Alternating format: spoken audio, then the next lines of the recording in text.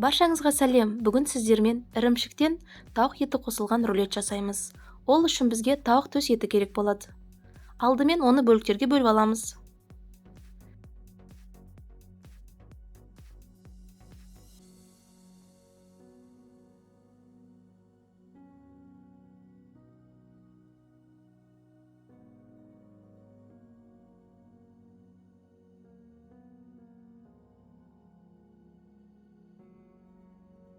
Бөлінген бөліктерді блендерге салып майдалаймыз.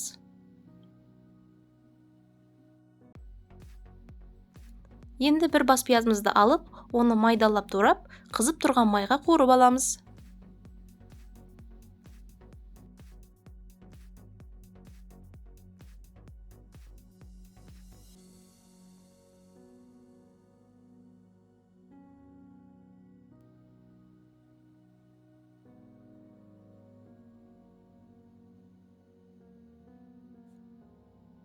Осылай қызарғанша қуырамыз.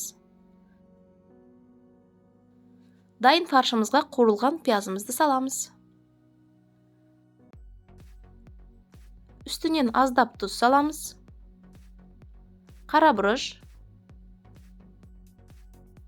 Майда туралған чесногымызды саламыз. Жақсылап араластырамыз.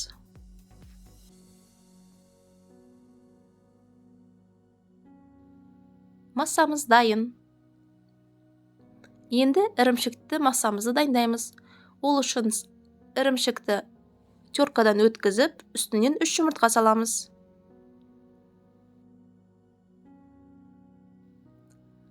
Қаймақ саламыз.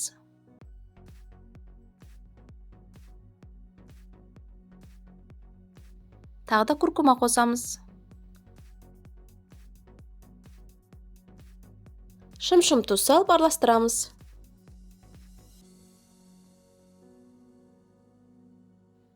Ірімшікті массамыз дайын.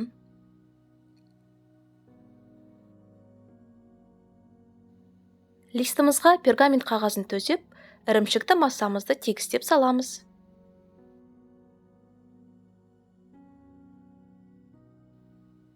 Шеттерін жақсылап тегістейміз. Қызып тұрған пеште 10-15 минут пісіріп аламыз.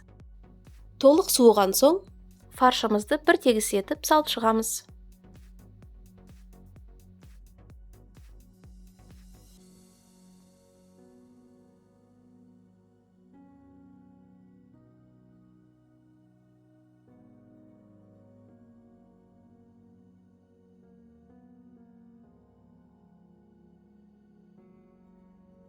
Осылай жақсылап тегістеп, нығыздап ораймыз.